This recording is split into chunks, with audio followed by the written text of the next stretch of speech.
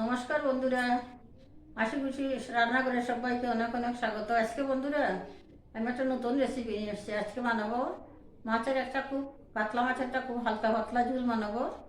গরমের সময় এই ঝোলটা শরীরের পক্ষে খুবই ভালো। আসুন দেখাই কী কী লাগবে। মশলার মধ্যে লাগবে শুধু নুন আর হলুদ, বেশি মশলা দেবো না। আর জিরা বাটা রেখেছি, যে বাটা যেটা গুঁড়ানো, আর আদা কাঁচা লঙ্কা একসাথে বাটা ফোড়নের জন্য, পেঁয়াজ, আর দেবো অল্প মেথি, আর সবচেয়ে শেষে দেবো ধনে পাতা। এইদিকে আসুন, এখন মাছটা আমি হলুদ আর নুন দিয়ে মাছটাকে আমি খুব ভালো করে ম্যারিনেট করে 5 মিনিট রাখবো। বেশি রাখবো না বন্ধুরা, আপনার কাছে যদি সময় থাকে আধা ঘন্টা রাখবেন।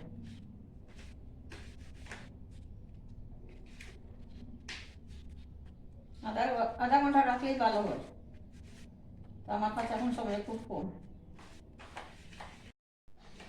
বন্ধুরা 10 মিনিটই রাখলাম, বলেছিলাম 5 মিনিট, কিন্তু 10 মিনিট রাখলাম। এখন আমি মাছগুলো ভাজা করে নেব। পরে বসে আগেই তেল গরম করে রেখেছিলাম।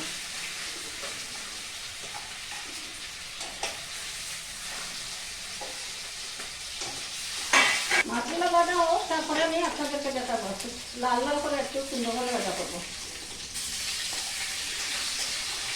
এই যে দেখেন, মাছগুলো খুব সুন্দর লাল লাল করে ভাজা করে রেখে দিয়ে রাখবো। এখন নামিয়ে তারপরে আলু কেটে বয়েল করে রেখেছি। এখন আলুটা একটুখানি ভাজা করবো। এই যে কি সুন্দর ভাজা করেছি। এখন দেখে নামাবো, নামিয়ে রেখে দেবো।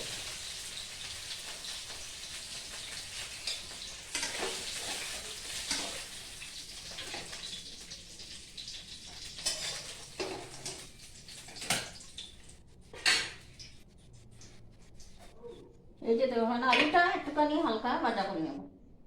বয়েল করা, হলুদ নুন সব দেওয়া আছে।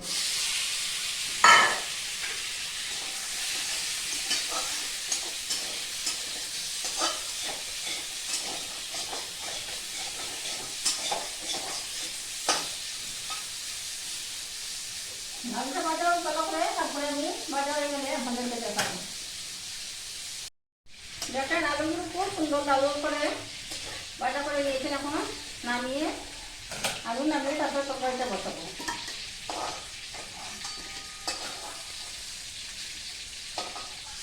এই দেখুন,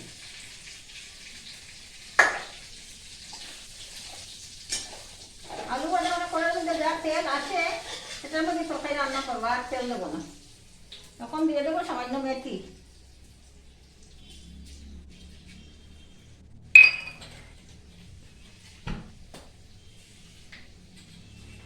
নুন আর হলুদটাকে একটুখানি জল দিয়ে গুলে নেবো।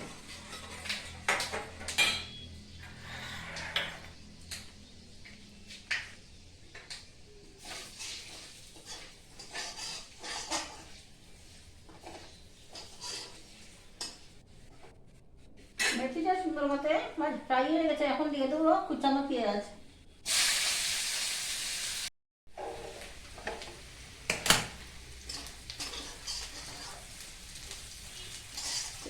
পেঁয়াজ খুব সুন্দর লাল লাল করে ভাজা করে নিয়েছি। এখন দিয়ে দেবো আদা, কাঁচা লঙ্কা বাটা একসঙ্গে।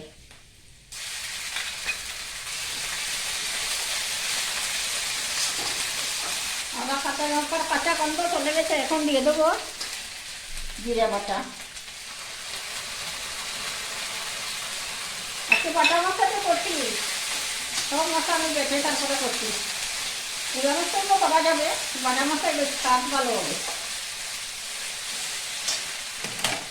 এখন এই হলুদ আর নুন গুলে রেখেছিলাম জলের মধ্যে, সেটা দিয়ে একটুখানি খুব ভালো করে কষিয়ে নেব।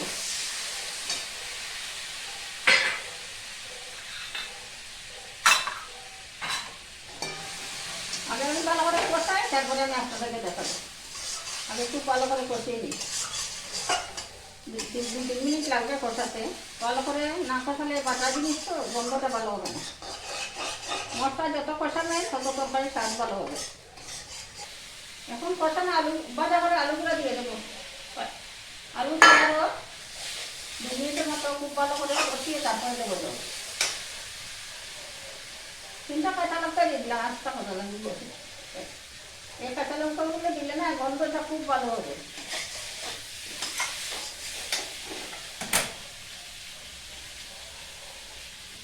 একটুখানি জল দিলাম, এখন একটুখানি কষিয়ে দেবো।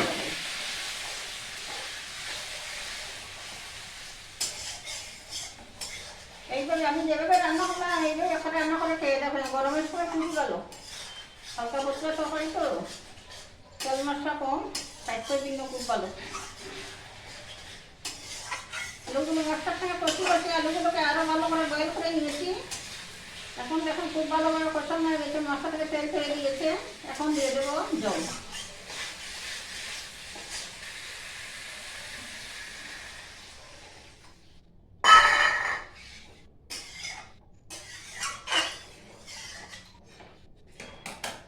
এখন 2 মিনিট রান্না করবো, তারপরে দেবো মাছ দিয়ে। আরও 2 মিনিটের মতো রান্না করে তারপরে আমি আপনাদেরকে দেখাবো। এই যে তখন বন্ধুরা আলুটা খুব সুন্দরভাবে সিদ্ধ হয়ে গেছে। এখন মাছ দিয়ে দেবো, দিয়ে আরও কিছুক্ষণ রান্না করব, তারপরে দেবো ধনেপাতা দিয়ে নামাবো। এইভাবে আপনার বানিয়ে খেয়ে দেখুন, গরমের সময় খুব আরাম হবে। হালকা হালকা তরকারি তো খুব ভালো লাগে। দেখেন কি সুন্দর হয়েছে। এখন ধনেপাতা দিয়ে দেবো, ধনেপাতা ছড়িয়ে আরও 1 মিনিট মতো রান্না করবো, পরে আমি পরিবেশন করে আপনাদেরকে দেবো। এই যে তখন ধনেপাতা দিয়ে দিলাম, খুব সুন্দর গন্ধ হবে, খেতেও ভালো লাগবে। এই যে দেখুন বন্ধুরা, আমি 1 মিনিট রান্না করেছি, এখন খুব সুন্দর ভালোভাবে তরকারিটা হয়ে গেছে। এখন ফ্লেমটা বন্ধ করে দেবো, 5 মিনিট চুলায় বসিয়ে রাখবো, তারপরে পরিবেশন করবো। পরিবেশন করে আপনাদেরকে দেখাবো। এখন আমি বন্ধ করে দিলাম। এই যে দেখুন বন্ধুরা, আমি পরিবেশন করে দিয়েছি। দেখেন আপনাদের কীরকম লাগছে, ভালো লাগছে নাকি? যদি ভালো লাগে এইভাবে হালকা পাতলা বন্ধে বানিয়ে খেয়ে দেখবেন, খুব আরাম পাবেন শরীরে, স্বাস্থ্যের জন্য খুব ভালো। যদি আমার রেসিপিটা ভালো লাগে বন্ধুরা, তাহলে লাইক, শেয়ার এবং সাবস্ক্রাইব করবেন। পাশে থাকা বেল আইকনটা একটুখানি প্রেস করে দেবেন, তাহলে আমার দেওয়া ভিডিও সরাসরি আপনাদের কাছে পৌঁছাবে। নতুন বন্ধুদেরকে বলছি, আপনারা যদি এখনও সাবস্ক্রাইব না করে থাকেন তাহলে দয়া করে সাবস্ক্রাইবটা করে দেবেন। আজকের মতো এখানে শেষ করছি। ভালো থাকবেন, সুস্থ থাকবেন, সাবধানে থাকবেন। ধন্যবাদ।